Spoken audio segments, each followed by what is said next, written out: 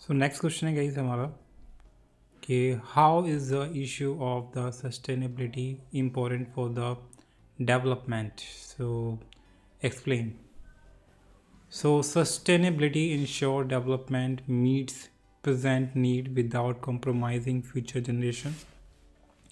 तो सस्टेनेबिलिटी का इस इंश्योर करता है कि जो डेवलपमेंट की नीड है, जो डेवलपमेंट की मांग है, वो पूरी हो सके, साथ में फ्यूचर जनरेशन को कॉम्प्रोमाइज़ किए बिना, यानी कि फ्यूचर जनरेशन के जो रिसोर्सेज है उसको पे कोई नुकसान ना हो और साथ में डेवलपमेंट भी पूरी हो. इस तरीके से सस्टेनेबिलिटी मेक श्योर करती है.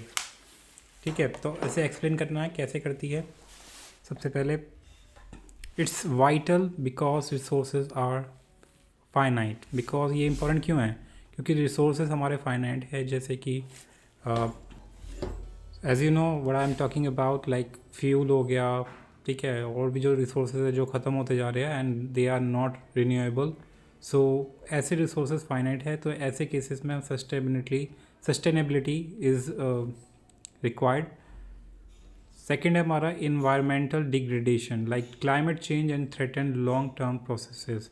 तो अगर डेवलपमेंट गाइस हम इस तरीके से करेंगे जिससे कि इन्वायरमेंट को नुकसान होगा, और हो भी रहा है, जिससे कि इन्वायरमेंट डिग्रेडेशन हो रहा है, यानी कि इन्वायरमेंट को नुकसान हो रहा है, उसकी जो क्वालिटी है वो दिन पे दिन कम होती जा रही है. और साथ में हमने देख रहे हैं कि क्लाइमेट चेंज भी आ रहा है हीट जनरेट करने की वजह से, और साथ में तो यानी कि ये क्या होगा, ये लॉन्ग टर्म प्रोग्रेस को क्या करेगा, हानि पहुँचाएगा. यानी कि आगे वाली जो जनरेशन है उनके लिए ये एक तरह का बहुत बड़ा वो कर रहे हैं, आई वुड से कि तो चैलेंजेस छोड़ के जाएंगे अगर हम ऐसे डेवलपमेंट करते जाएंगे. तो इसके लिए sustainability is required. Third is sustainability practices such as renewable energy, responsible consumption, and preserve ecosystem and create resilient economies.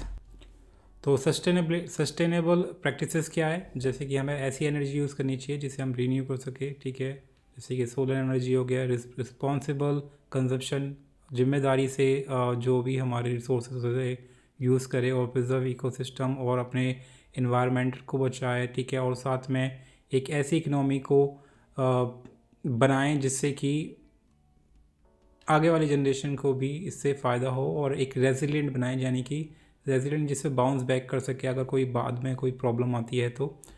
So next है हमारा this approach balance economic growth with the ecological and social wellbeing. तो ये जो क्या होगा, ये approach क्या करेगी, हमारी इकोनॉमिक यानी कि जो हमारी फाइनेंशियल कंडीशन है उसे भी वो भी एकदम बैलेंस रहेगी, साथ साथ हमारे इन्वायरमेंटल को और हमारे जो सोशल वेलबींग है वो भी साथ में बैलेंस के साथ चलेंगे. और साथ में हम इससे क्या इंश्योर करेंगे कि हमारा जो प्लेनेट है वो भी हेल्दियर रहे for the future generation as well.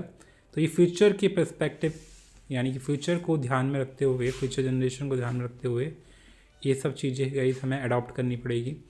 सो या this is how guys you have to answer this question. Hope you like it. Subscribe for more video.